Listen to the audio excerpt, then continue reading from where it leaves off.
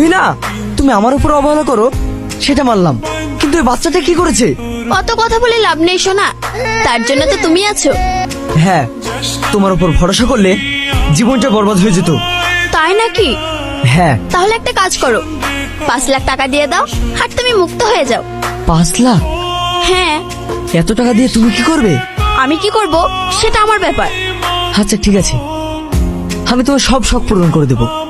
হ্যাঁ, যত শীঘ্রই করতে পারবে ততই তোমার সুবিধা। বল, সব কেমন চলছে? হ্যাঁ ভাই, ভালো। একটা ছোট উপকার করতে পারবি? কি উপকার? বলছি, আমাকে 1,00,000 টাকা দিতে পারবি? 2 লাখ টাকা? এত টাকা এখন কি করবে? ভাবির জন্য গহনা করাবি নাকি? না না, সেরকম কিছু না, একটু দরকার আছে। আমি তোকে সামনের মাসে দিয়ে দেবো। আমার যে ফিক্সড ডিপোজিটটা আছে সেটা সামনের মাসে 12 তারিখে ঢুকবে, তোকে 13 তারিখে তুলে দিয়ে দেবো। সে ঠিক আছে, কিন্তু এত টাকা তো এখন বাড়িতে নেই।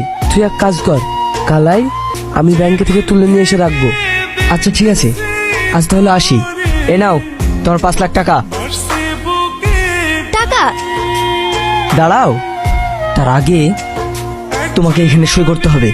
আরে, টাকা পেলে আমি আমার ডেড বন্ডেও সই করে দেব। এই নাও, এবার থেকে তুমি মুক্ত। এতদিন তুমি যা চেয়েছো তাই হয়েছে, এখন আমি যা চাইবো তাই হবে। তোমার আর এখানে থেকে কোনো লাভ নেই, যাও, বিদায় হয়ে যাও। কুল কুল, এত উত্তেজিত হওয়ার কিছু নেই।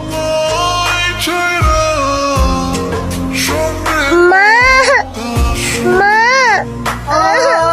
মা, আজ থেকে ভাববি তোর মা নেই, আমি তোর আব্বু, আমি তোর মা।